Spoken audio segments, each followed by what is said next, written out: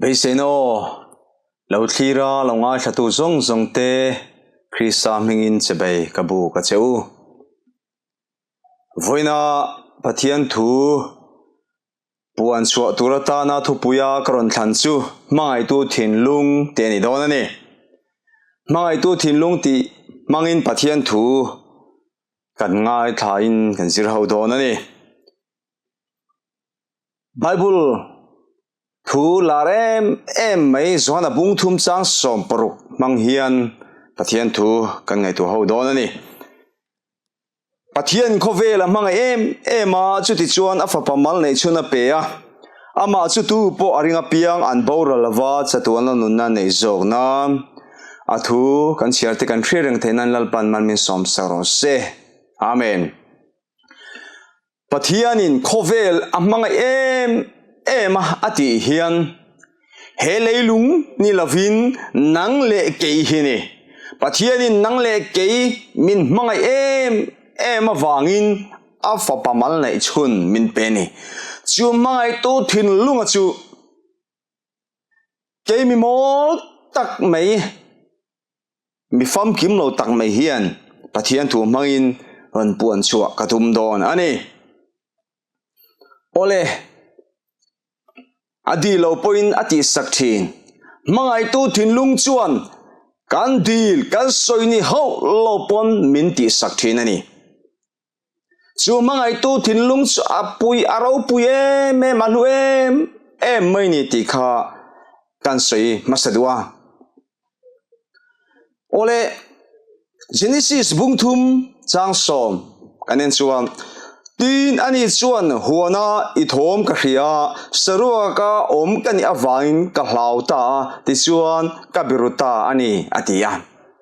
Adam Levi te chu pathiani na mangai mema eden huan mo takasiam ma chuan a om tira khovel nal nu lelal pa ni turin eden huana ada khovel en kol tu turin chuna chuan sual setena them thukin an oma bum tu bum nan pomna wang chuan suala tun saruak anni na aron langta pathianin ei phallo ati an ei atangkhan pathian om puina hli ania an saruak na an mu khan an sak em maya chuna chuan an mani thayang to kin thai puina anin belani chu pathian chuan akhonga em an dil an ngen ni holo an phu po ni lo an dil an ngen ni holo in mangai tu thin lung chuan kha mangai em Adam le Evi te asiam mangai em a te saruak zak tak le khom ti taka an om kha mu thei lovin an dil an ngen ni holo savun kor fual asiam sak a hak ti ani pathian ming fainam ro se chu mangai tu thin lung chu a hlu em aro pui em mani nu le pa te u kan khia kan fa te rumo kan fa te no pang chum chiep eng ma la khelo atunga phei po eng ma la khelo kan fa nau sen te ani atangin timayang no sen an ni ma tang poin an lo pian ma atangin an thom no tur engama chin kan bua saya an ron pianga fanu fapa kan neya kanu chumi kadu ati ma ho tangin mangai tu thin lung chuan an dil an ngen thiam ma renga tangin basara kan kala khoilo kan chuin o hai chu boite ta no boite tan ka van ot em kan ti kan o saka kan le sak thina ni lom ni ai turte asil fen turte kan le saka chuti chuan sil fen kan le saka kan an bel kan moi kan te em mangai tu thin lunga tang chuan chuti chuan moi tem emin kor thar an ha khan ani no pang eng mala khelo chuan kor thar lutak moi takkan e ti por helawin an tal bala du danin lei tui an khoi bera nu le paten hawa nekin kan ben fai saka kan tha ka kan suk saka hak tir le thin ani nula tlang wal na ko nga po ni sela mangai nula tlang wal tam takte mangai nu le paten kan nula tlang wal lain mangai kan nein kan mangai te kan ngei zong te an du zong ti ba kan nuam ti hi kan nei lo an soi ma atangin kan lo ngei tua sakan du zong kan lo khiat saka an pian cham phapha te kha kan lo khiat sak ran maya chuan pian chama te chon thil pek te kan an pe a an pian chama thil pek tur te kan lo le ya an khiat lovin chu mangai tu thinlung atang chon alim om veng thin an dong kan an pe an dong khan adong tu te ai ma khana pe tu te po kha an lim zong ma thin ani ole chu tiang chuan mangai tu thinlung chuan helai kan mangai ten an soi an min dil ma ho tang khan pek chang na thinlung pek do na thinlung kha kan lo nei ni chutiang ai ro pui zo pathian mangai na thinlung chuan adam le evi te ka mang em awang khan sualan tlung ma reng atang khan an tam tan na lo siam saka sualin an tlon dilen soi ho lo savun kor fual cheve thailo ni tang sanga po voi thailo alo hak ti rani chu aro pui em chu mangai to thinlung chu kan khian non fo apoi mani chu mangai tu thinlung chuan mangai te om thin lo en leila chu mangai tu thinlung chuan a mangai te arel ru apena em thin ani Philippi bung ni chang ruk chang sari zo hiam ani zongin pathian anga oma pathian tluka om chu thil thak hlel theia aruat lova mihring te anga lo piangin boy anga kain siama ama le ama ain di tlom ta zoka chu mangai tu thinlung chuan a mangai afa a mangai em te sual khuratia chatuana bo rol tur kha mu thei lova ama le ama in ti tlomin pathian ania lele van siam tu van tir kau tempon an choi morning thailo zeho pathian tluka om nima sela boyanga salangin chialo deu sona tin reng mai tuar huamin aron kalani vana ropui taka lal chu thenga thuin choi moinin thailo ni ma se he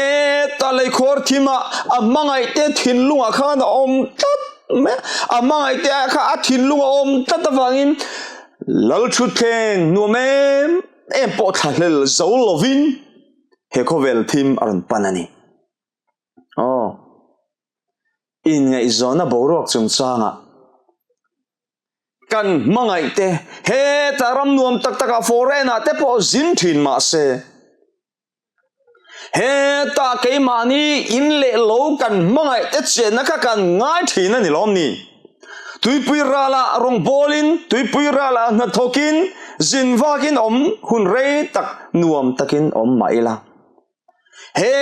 ta kan in le lowa kan nu pui fanau te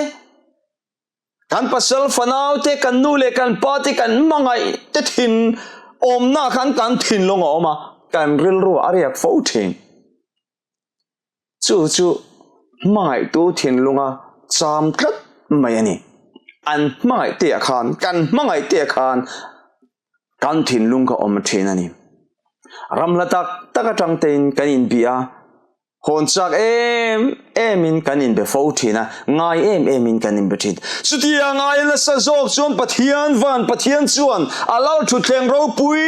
takatang tang khan helai thim tak chenin a mai te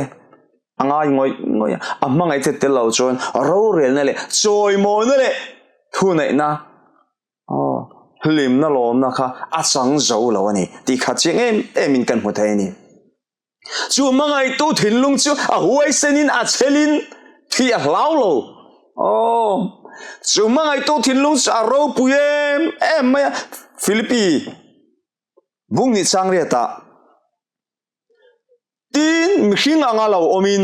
ai nga troma thi khop hial thu zomin alawm ta cross a thi na nge chu hallelujah chu mangai to thin lung cha huai sanem ma thi po lao lo no a chel em pokani he mai to thin lung hi chu mathai bu som nel paruk cha som thum le pakua tin tlemin malama avakal leka abokoba o kapa a thei chuan he no hian mi pel ro se nima sela keima thu ni lovin nang ma thu ni zo ro se tin atong trai ni chu hallelujah abarau pui tak em mangai tu thin lung chuan chel na huai sen na thi lo na kha tleng kat mai ni chu mangai tu thin lung chuan a mangai te chatuan a chan do na chuan ama tak sanat khriom kha a lau reng lo dik tak chuan thi hi at so ni lo ma thi hi at sa ka ni lo ma se thi na hi a mangai te wangin a lau lo ni chu a mangai te wangin har sana mang an ril tram tui hal kho har na zan mu thei lo na zong po kha mangai tu thin lung chuan alo pal dai ni voi kha chu mi ho safanu na reng thok ngai lo e rong po bol ngai lo chu ta chapa nam dang mi ani le nga la chu la chuan pastor fapa har save tak rong bol tu fa te chuan har sa ni nima se angai mangai tlat maya khopuya tang chuan thing tlang an son lea chu aron zuini en khrim point na thok ngai lo e rong po bol ngai lo ti riat mi ho safanu ni chu nu chumo a mangai awang kan he lai anu le pa te a chung te kal sanin kha tlang wal kha a uma limem emin a oma thing tlang a rong bol tu fan in bersep takin ma se ama ka lime me thei to pina theyang to kin sila chu nu chu fa pani pathuma nei nu kan mole chu alo khong khan alo nu tling khop mai namdang kara le ngal mi zo ani lawa ma le ama kha mi zo ani lawa mi zo mi ji en kim mai kha azira helaya damdang ani na zong kha in letin apasalla engkim mai kha ain ngatani o mai tu thin lung huai sen sia chu kala sam tam tak o ati ngai lo engkim a chung te zong kal sen chung te om lo na mangai tu thin lung chon huai sen takin chel takin atuar ve tang mai ne Isu Krista min mangai na chumin mangai tu thin lung tor na sat zia le kanta na in lan na sat je hi mo vana po kan la zir zel tura ni chu hallelujah van kan khen huna po pathian min mangai nai kan la zir don sawani hallelujah pathian min fainam ro se he pathian mangai na thuk zia le ril zia hi avan poimo tak em he pathian mangai na yen kan thin lung ati tuiral fo lo chuan mo mi ring chapo tlang sang tak kan ni chu kan soi dua chuan pathian mangai nei na kan thin lung kan ti tuiral fawa he pathian mangai na he min mangai tu thin lung hi chiang le zual zo ka kan khre ta kan zir fawa ngai ni chuti lo chuan kan tluk chiat na ala om em maya tluk chiat ol em maya chapau te ol em mai ni chu mangai tu thin lung chu alungai atap thin mangai tu thin lung ya lim reng lawa lung ngai na tra na te po theng kat mai ni mathai bung som ne le proksang som thum le pariat tin an hne na karil ro alungai ema thina khop hial ani heta hian om ula min ven puiro atia chidi chuan I suwa po ka atapani zona bung som le pakhat chang som thum panga khan I suwa tapta ti kha kan mu mangai tu thin lung cho lungai na rumin atap thin oh now nang le ke so na wang hian I suwa Christ sai na sa takin lo tapin lo ruma Ges mani wana lungai takina rumah capa em baya kamuan tu le trong trai pui tu rasom tela kanan lo mutil san boxia Siom takin grab so na kura main rap sora alungai em mai ni khai so kan isu mit tu kalau voina nang le ken thil kan lo ti su le kemani diklau na wangin isu Kristai kan ti lungai kan lo vel to fo thinani ti kan khian non le tan kan soi dua mangai tu thin lung kan ti lungai fo kan cha tir fo suan enge kan ma som don hei apoi em kha ges mani huana atale lungai na kha to sila tu na chuan mangai tu thin lung chu ti lim fo turin tran ila sau ti kain somin kan fui do ni Isu Krista tu na biak buka van mun thiang lim bera min soi pui tu na athola hian lim tak soi pui tu na thok thei turin Isu Krista ibel tatang ukha tharau thiang lim iau iso fo temu mangai tu thin lung hi mo alungai ati tap thin kan ti lungai kan ti ta fo chuan tharau min chua san don chu kan en leng mangai tu thin lung chu a bai dong thei mangai tu thin lung chu a bai dong thei tat mai ni chu mangai tu thin lung ti bai don hi mo ala o em mai ni ti ka soi do ni luka buk som le patum chang som thum le panga pali panga zo hian Jerusalem zone ho thatu inena aron tirte lunga lo deng lum tu arpuin manin hote atha noya opkhom atumangin ifa te voyeng zan nge opkhom katum kha nima sela idu silo enteu in chu arua ka nu chia cheuin aomta karila cheu lalpa mingalo kal chu aenga thole inti malo chuan mi mule tol lawang tiani chu afan lau tak mangai tu thin lung ti bai don nula tlang wal na ko apo nu pakara po kan nu pui kan pasalte min mangai tu thin lung kan ti lungai fowa kan ti tra fowa kan bai don tir to chuan mo kan ruai hong thei to ngai lawang mangai tu thin lunga bai don to chuan a thei to lawani Tutung luyuna kan sola kha pathiani na mga em adusak em maya lal Israel lal ni turin riyak atia angathangani ma se tharau thiang lima ti lungaya ti beidong fo maya Isu Krista mitui atlak tir fo awangin lal sola khan mangai tu thin lung chu lungai na le trana le beidon na aron thlengta tharau thiang limin na chosana ngai le em ma se tharau thiang limin aom pui to ngai lo ram huai na chen chila thi thak mai ne chu la o em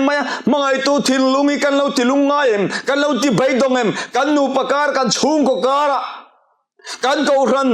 kan member puite kan rong bol puite karate hei ka fayem mai tun la chu he kan in mangai na kan in lungro la kan in pum khat ti chetur hian se te na hian na thok rang sia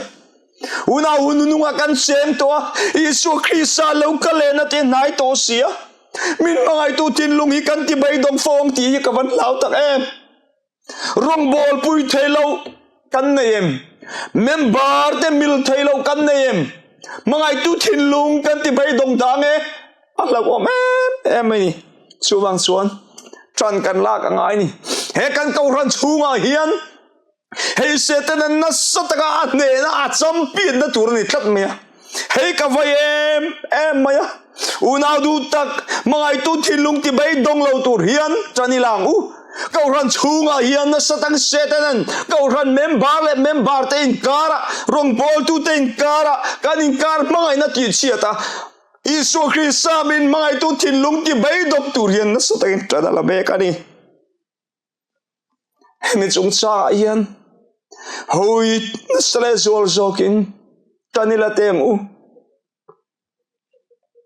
ruan nung kan don thelo na tura min dal tu imangay na masakay banta kan hitito thupu na zohana lo soeng kan kanin mga na kanin lungro na kanin bum kan na te tunay na sign tan laila mga itu tilung ti bay dong lo tur hian na sale zol sokin tanila so tengu hun nunung akat che isu lo kalena kan na chau sel to wang hian chuwang chuan helaya hian pathian chuan Israel fa te ka mga ema vô bi nắm khăn anh nhá san xin cho khi khát tu anh nhé xia vàng khan Peteran kau nawin kacunga thila ti suan voicery khenga mi ka ngai dam do na tia I suan voicery ka tilawa che voicery mun som sari zali som kwa lai mai kha ngai dam turin ati ole voicery mun som sari chu enge ni ti chuan he ta Israel fa te pathian na mangai na ngai dan hapta som sari khalo ko rui mai ni chu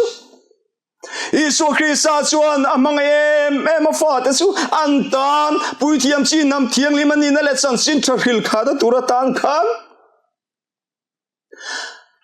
vo bi kanina ka hapta som sari alo ruas saka ma se chu po chu arpuin anote op kom tura athanuya op khom atum lai khan hapta som sari chung po chuanin alo op khom theilo ta chu maya edi som thum le pakhat asete fana lungan den lumatang khan hapta som sari chu alo zota nangle ke po Isu Christian chan sin ta puang dar turin kanin mangana te kanin lungruala te kanin pum khanate van nun zir turin Seventh-day Adventist mindina sabani sera isolo kale nang muak tu turin mindina mase midang hian kan kauran chung ai turan muem kanin mangai nain muem kanin lungruala ten muem o kan ngai tu chin van ngai tak em kauran tin te hene ni nela kanin pum kaden kanin mangayem van nu ni kan kauran chunga hian omem hei apoi mo em mai ni arpuin na no te ob khom atuk chuan anwai athanwai ron kal khom thin Isu Krista kan Israel fa te an tuk khom tu ma athanwai kal du lo ob khom thailo beidong ta su tiang chia chon nang le ke poi Isu Krista min mai to thin lung hi kan lo ti bai dong ange ruilo bo ya kan kal nang aya sapo na kau hrana thalem nga em sin kau ran rama por rama thalem nga em sin mai na ta som takin kau ran chak lo zog le mi khia ti na po nei lo dom kang na po nei lovin kan kal vo kem le Krista ta som tak mai hian kan kal vok em le in bi chia na van poimo tak em thai top kan chuangai ni chu ti chuan lalpa chuan ka tharau chuan mi khing chu kum khuai na bai fo lawang anni po chu ti sa ni sia ni ma sela kum zale kum som ni chu an la damang atiani Genesis bungruk chang thuma khan he thu hi kan muwa naw hu la ya kan thai topin op khom atuma hun tha pe a ni ma sela an du lo wangin tuin lalpan khovel kha asil faya mangai tu thinlung chu bai dong ta nawle chung te chia chan hi man nia adang zong chu tuin asil fai tuna hian tui mai ni lo tui kha chuan setenele atir kau te kha atilum thailo fa ma se Isu Krista local le huna chuan setenele atir kau tele anung zui tu zong te mai tu thinlung ti bai dong to zong te sulal pan mai le ka tin khem don ani chumia kan tel ve lo da tur chuan mai tu thinlung ti bai dong lo turin do thei na te mangai na te kan ne in rem na te kan nei apoi mo em mai ni ti kha min lo zir tir ni ole toplam lo nai tai la chu da chuan mai tu thin lung chuan ting hian aron soileam thu puan bung som nele pani chang som pakhata mi fellow chu ti fellow nom reng ro se mi bollo chu ti bollo nom reng ro se mi fel chu ti felin nom reng ro se mi thiang lim chu ti thiang limin om reng ro se a de ni hei khong ai na kong khar ni khong ai na kong khar ni a tu ma kan sol thei to don lawa tu ma kan tha thei to don lawa ni pui thiam ko ra ha mi kha li panga lal tiang lal te lal how tu pathian ni na nen aron thok chuak to do da soi pui tu ukil na zong soi pui tu na kha li kha ani to do na wangin ni tina mangai tu ne na leng dun mangai tu thinlung ti vui ngai lo ti lung ngai lo ti trap ngai lo nun kan lo nei kha chuan lalpa nen lim ta ka tharau sang jok chang tur kan ni una when ayan nang le kai misual kan nia thil kan lo ti sual phone thin kai po nang po kan lo ti sual thin ma se mangai tu thin lung kha kan lo ti lungai kan lo ti tra sang point pathian ne na ngai dam dilin I tong trai phone u ni tin sual thi san nun inai phone u he mangai tu thin lung hi mo abai don to chuan aron kir to don lo lal sola khal chiang em mai ni kat em ton tur lal sola po abai don san to awangin mangai tu thillung abai don awangin ram huain alu khata achen chelani ka chuwang chuan una pathian min mangai tu hian top china nei don mangai tu Yesu Christ hian siama mangai fati danin athin lungi beidon china nei ve ti kan riata van poimo tak em nang ma kha na beidon zongin mo nang male kai ma Yesu Christ tharau thiang lema beidon chuan kan mabang chu awan thim donem ara thak do li tuk tharau thiang lim cho santi ara thak do em maya solanu na khan kan muthe chuwang chuan mi bollo chu ti bolloi nom reng ro se mi fel chu ti felinom reng ro se ti kan ma luka hian khongai na kong khar mangai tu thinlung beidong a o chu aron thleng don ani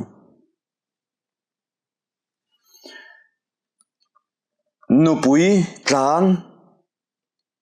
khuai turin kakal ve zo toa rong bol tu te kan ni na zona thian te nupui tlan chung changa po ni se mai cha beidong to katong ani la beidong lo te po katong ani chung beidong to te chumo an hoi kir to lo an fa te mai na phang pon an hoi kir to lo a beidon to chon an hoi kir to lo kan rianga Yesu Christ po nang le kaya ina beidon to chon ron hoi kir to do no chu mangai tu thinlung chon tu nai min so rengani kan tan room sei le te le wina tok traya una voina kal la thi lo chan ne voina la thi lo chan rui lo khoi chung te le mi rem thei lo chung po kan member pui kan rong bol pui te rem thei lo chung po kan la thi lo chan chulal pan ke ma ya bai sei na la nei wang ani mangai tu thinlung hi ke ma ni na la bai don lo wang ani voini kan la khen sani chuwang chuan una in siam that kan ngaya mangai tu thinlung ti vui reng le ti tap reng le ti bai dong lo tu hianin tuna tangin in bo sem u mangai tu thinlung hian min kantan abana phar nga min kuang ku aduni min op khoma du ani arpui na nau te thanoi op khoma tu mangin aron tuka rong bol tu ka tlamte zole tu ka tlamte atu tiang le mangte in min op khom tu na hina tum me kani ho pathian o ingai chang u kha anen ipalang u ane na lo chon lim na fam ki om lo ani lo chu min mangai tu tuat ting ko vela hian an om lo chuwang chuan u nau du tak mangai tu thinlung ti bai lo dong lo tu le mangai tu thinlung ri khevia thiam tu hian lalpa zole le kha da chiar tai mai bible te chiar tai mai na sale zol zogen mangai tu thinlung i zero fawang u kan tu soite lalpan malmi som sa rose amen